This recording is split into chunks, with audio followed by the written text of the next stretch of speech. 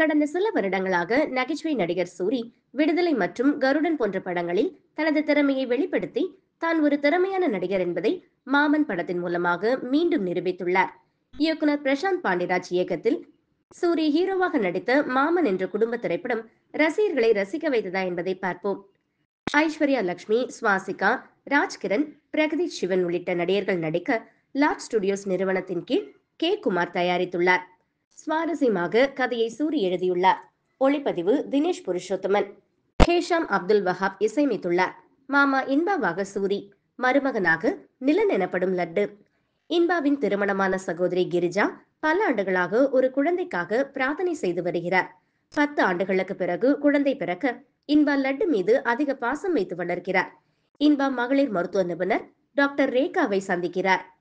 காதல் மலர்கிறது. இருவரும் திருமணம் செய்து கொள்ளும் போதுதான் லட்டு தனது மாமா இல்லாமல் தவிக்கிறார். குறிப்பாக இரவில் மாமாவுடன் லட்டு இருக்க நினைப்பதால் பிரச்சனைகள் தலை தூக்குகிறது. ரேகாவுக்கும் இன்பாவுக்கும் இடையில் விரிசல் ஏற்பட லட்டுவால் குடும்பத்தில் பதற்றம் அதிகரிக்கிறது. பிரச்சனை மாமனையும் மருமகனையும் எப்படி பிரிக்கிறது? குடும்ப பிரச்சனைகள் எவ்வாறு தீர்க்கப்படுகின்றன என்பதை மீதி கதை. மாமா மற்றும் லட்டுவை சுற்றியே கதை நகர்கிறது.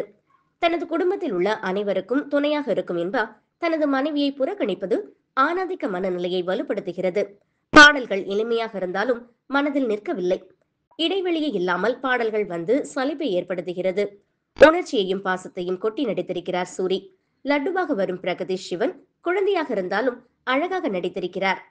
ஐஸ்வர்யா ராஜேஷ் உணர்ச்சிகளை கொட்ட வேண்டிய இடத்திலும் கோபத்தை வெளிக்காட்ட வேண்டிய இடத்திலும் நடிப்புக்கு வஞ்சனை இல்லாமல் அருமையாக நடித்திருக்கிறார். மற்ற கேரக்டர்ஸ் எல்லாம் சொல்லுவதற்கு முன்பே எமோஷனல் மூடுக்கு போயிடுறாங்க.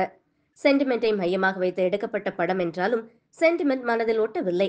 படத்திற்கு ஃபைட் தேவை என்பதால் வலுக்கட்டாயமாக ஃபைட் சீனை திணித்திருக்கிறார் இயக்குனர். சென்டிமெண்ட் படம் என்பதால் ரசிகர்களை மறந்தும் கூட சிரிக்க கூடாது, அழ வைக்க வேண்டும் என்பதிலேயே குறியாக கதையை நகர்த்தி சென்றிருக்கிறார் இயக்குனர். இயக்குனர் பிரசாந்த் பாண்டியராஜன் ஹீரோ இன்னும் மாறாமல் அப்படியே இருக்கிறார்.